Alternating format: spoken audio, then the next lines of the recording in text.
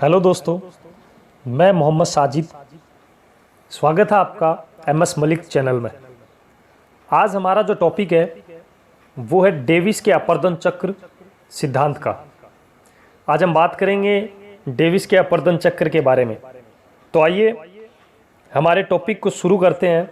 इससे पहले अगर आपने चैनल को सब्सक्राइब नहीं किया है तो चैनल को सब्सक्राइब जरूर करें और लाइक व कमेंट कर बताइए कि आज का टॉपिक आपको कैसा लगा।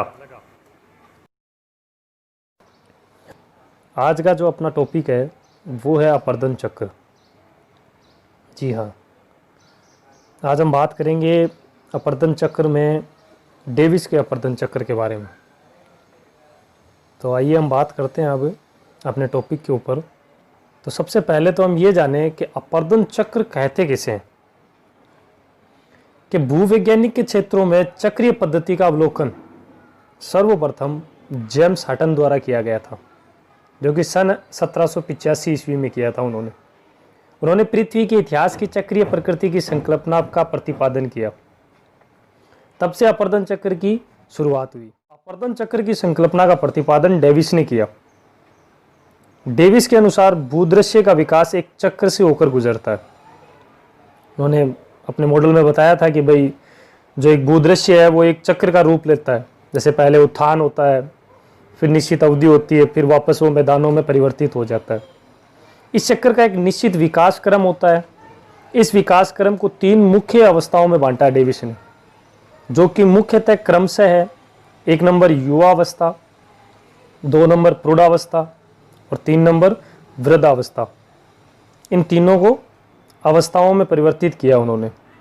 अपरदन चक्र को डेविस के भौगोलिक चक्र सिद्धांत के नाम से भी जाना जाता है। आप ये एक बात याद रखना, ठीक है। डेविस के अनुसार भूदृश्य संरचना प्रक्रम एवं अवस्था का फलन है। जी हाँ, और ये ही तीनों डेविस के त्रिकूट के नाम से भी जाने जाते हैं। भूदृश्य संरचना, प्रक्रम एवं अवस्था। प्रक्रम के अंतर्गत वे सभी शक्तियां अंतर्जात एवं बहिर्जात आती है जिनमें पृथ्वी के धरातलीय रूप में परिवर्तन होता है। डेविस के अनुसार सिद्धांत का प्रतिपादन जो है वो सन 1899 में अपनी प्रसिद्ध पुस्तक ज्योग्राफिकल एसेज में किया गया था।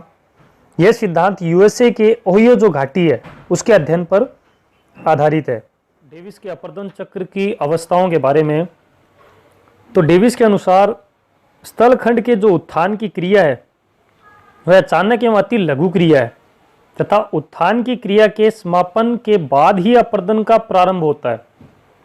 जी, डेविस ने कहा था कि पहले स्थल रूपों का उत्थान होता है और उत्थान होने के बाद अपरदन की क्रिया प्रारंभ होती है। इसीलिए इनका जो यह मॉडल है वो सिद्ध नहीं हो सका, क्योंकि अपरदन किसी समय का अभाव नहीं रखता। अपरदन की क्रिया उत्थान के साथ ही प्रारंभ हो जाती है। और उन्होंने अपरदन का कार्य 3 अवस्थाओं में प्रारंभ किया, जो कि युवावस्था, प्रौढ़ावस्था और वृद्धावस्था। इसके अवस्थाओं के बारे में, तो युवावस्थाओं की बारे में बात करें तो इस अवस्था में जो तलीय अपरदन का कार्य होता है। इस प्रकार युवावस्था बढ़ते उच्चावच का काल है एवं इसके अंत में सार्वधिक उच्चावच पाया जाता है और इस अवस्था के अंत में प्रारंभिक धरातल बिल्कुल ही समाप्त हो जाता है। युवावस्था की विशेषताओं की बात करें तो गहरी एवं संकरी वी आकार की घाटियों जैसे गार्ज कैनियन का विकास होता है। आप डायग्राम देख रहे हैं। तीव्र ढाल, तीव्र शीर्ष अपरदन के कारण सरिताओं का अपहरण, जलल ग्रथिकाओं का निर्माण, अंतर्ग्रथित पर्वत सकंद, पर्णपाती एवं जल प्रपात आदि इनकी विशेषता। युवावस्था के बाद हम बात करें तो प्रौढ़ावस्था। तो इस अवस्था में तलीय अपरदन की तुलना में पार्श्व अपरदन की क्रिया अधिक तेजी से शुरू हो जाती है। अतः प्रौढ़ावस्था घटते उच्चावच का काल भी माना जाता है, क्योंकि इस अवस्था में डेविस ने अपरदन की क्रिया प्रारंभ होती है। प्रौढ़ावस्था की विशेषताओं की बात करें तो इसमें चौड़ी वी आकार की घाटी का निर्माण होता है। मंद ढाल, नदियों का विसर्पण, घाटी की तली का विस्तार एवं घाटियों की निक्षेप की क्रिया प्रारंभ होना।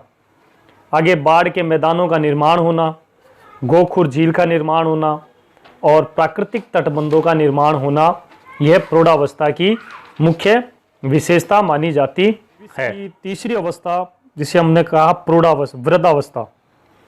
तो वृद्धावस्था की बात करें तो इस अवस्था में ढाल अत्यंत ही न्यून होता है एवं नदी की अपर्दन क्षमता समाप्त हो जाती है। समस्त क्षेत्र एवं नीचा व लगभग समतल मैदान में परिवर्तित हो जाता है, जिसे डेविस ने पेनीप्लेन कहा। पेनीप्लेन की अगर बात करें तो वास्तव में समतल धरातल का मैदान नहीं है, बल्कि यह एक उर्मिल निम्न भूमि है जिसमें यत्र तत्र प्रतिरोधी चट्टानों के अवशेष टीलों के रूप में मौजूद रहते हैं, जो कि आप डायग्राम में देख भी रहे हैं, जो छोटी भूमि बच जाती है, जिन्हें मोनाड नोक कहा जाता है।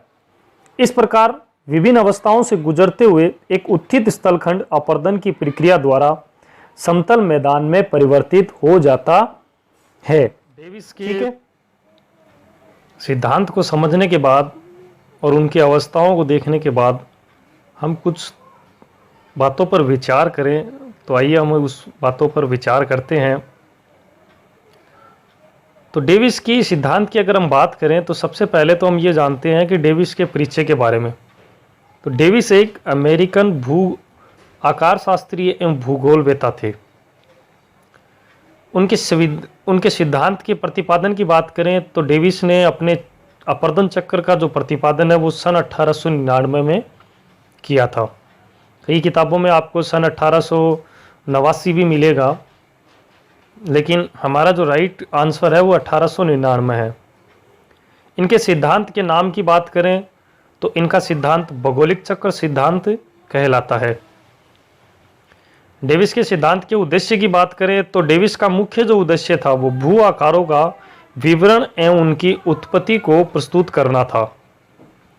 फिर इसके सिद्धांत की अगर हम परिणाम की बात करें तो डेविस के अनुसार अपर्दन चक्र संरचना, प्रक्रम व समय का ही परिणाम माना जाता है।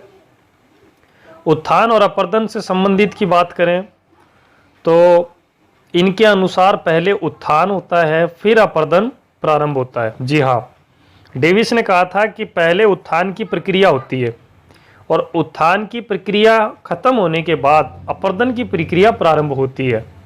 इस कारण इनके सिद्धांत को अमान्य करार भी दिया गया बाद में। उत्थान की अवधि की बात करें तो डेविस के अनुसार उत्थान की अवधि कम होती है, और उत्थान की गति की बात करें तो उन्होंने उत्थान की गति तीव्र मानी है, अवधि कम मानी है, और उत्थान की जो गति है वो तीव्र मानी है। और अवस्थाओं की बात करें तो हमने अवस्थाओं के बारे में पढ़ा भी है कि डेविस ने अपने अपर्दन चक्र को 3 अवस्थाओं में बांटा है। युवावस्था, प्रौढ़ावस्था व वृद्धावस्था में बांटा गया है।